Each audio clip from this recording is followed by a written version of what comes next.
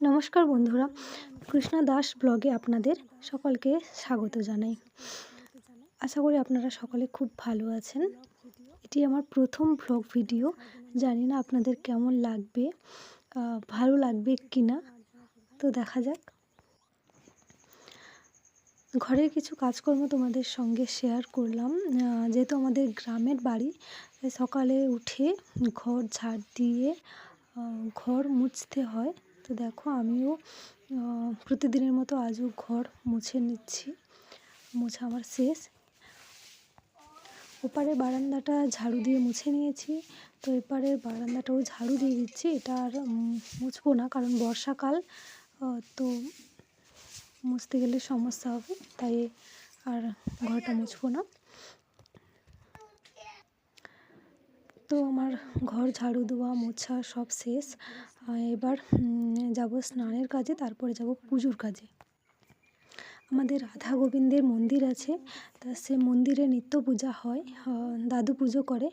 তো চলো আমিও মন্দিরে কিছু কাজ সকাল থেকে করে রাখি, তো সেইগুলো তোমাদের সঙ্গে শেয়ার করলাম।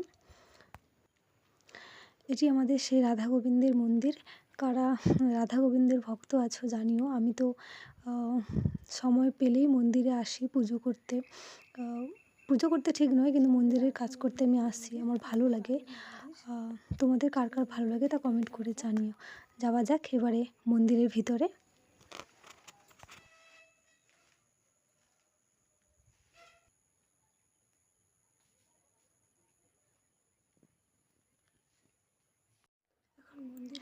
চলে এসেছি। এবারে সকাল থেকে মন্দিরের অনেক কাজ থাকে, সেগুলো করব।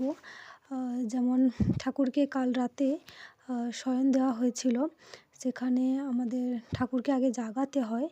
তো আমি সেভাবে প্রথমে ঘন্টি বাজিয়ে তারপরে ঠাকুরকে প্রণাম করে ঠাকুরকে জাগাবো, অর্থাৎ ঠাকুরের যে কাপড়গুলো দেওয়া আছে ওগুলো সরিয়ে নেব। ঠাকুরকে জাগাতেও নিয়ম লাগে, আমি জানি না, নতুন, তাই আমি আমার মতো করে করছি। জানি না কীভাবে করতে হয়।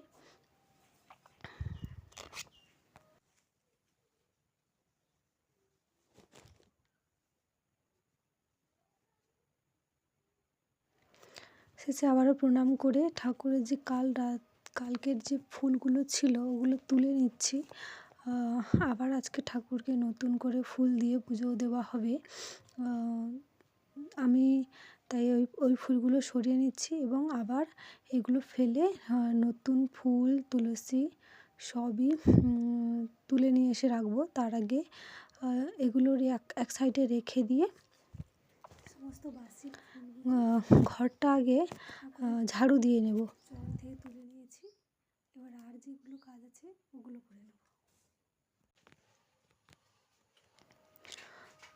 তো দেখতে পাচ্ছ বন্ধুরা, সব কিছু তুলে নিচ্ছি, কারণ এগুলো আগে ধুয়ে পরিষ্কার করে রাখতে হবে, দাদু এলে পুজো করবে, তাই।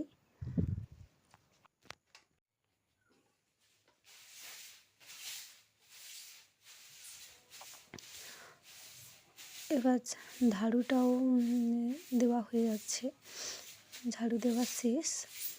এবারে যাব কলে জল আনতে। দেখতে পাচ্ছ জল আমি কিন্তু নিয়ে চলে এসেছি। এবারে ঘরটা মুছে নেব। প্রতিদিন মন্দির মুছতে হয়, জল দিয়ে ধুতে হয়, তো আজকে আমি মুছে নিচ্ছি। আর বারান্দাটা জল দিয়ে ধুয়ে নিয়েছি। তোমাদেরও কার কার এরম সকালে উঠে ঠাকুরের সেবা করতে ভালো লাগে জানিও। আমি তো সব দিন পারি না, কিন্তু যেদিন সময় হয় সেদিন সবার আগে আমি চলে আসি। চেষ্টা করি প্রতিদিনই আসার, কিন্তু হয় না। আজ করলাম। কারা কারা রোজ রাধা গোবিন্দ বা যে কোনো যে যার আরাধ্য দেবতার পুজো করো জানিও। সব কাজ শেষ, এবার যাব ফুল তুলতে। আমাদের রাধা গোবিন্দকে ফুল দেওয়ার জন্য কিন্তু অন্য কোনো রঙের নয়, সাদা, হলুদ, ঘিয়ে এই সব রঙের ফুল দিতে হয়। সাদা ফুল দরকার। তো দেখো গাছে অনেক আমাদের গাছেও কত করবী ফুল ফুটে আছে। ওই ফুলগুলো তুলে নেব পুজোর জন্য। এছাড়া তুলসী পাতা এসব নিয়ে নেব। এখন নিয়ে চলে এসেছি ফুল, তুলসী পাতা, ধূপও একটা জ্বালিয়ে দিয়েছি। তো আমার কাজ এই পর্যন্ত। এরপরে আমি পুজো করতে পারবো না। আর কেন পারবো না সেটা যদি জানতে চাও তাহলে কমেন্ট করে জানিও। আর ভিডিওটা কেমন লাগলো জানিও। প্রথম ভিডিও, ভুল হলে ক্ষমা করো।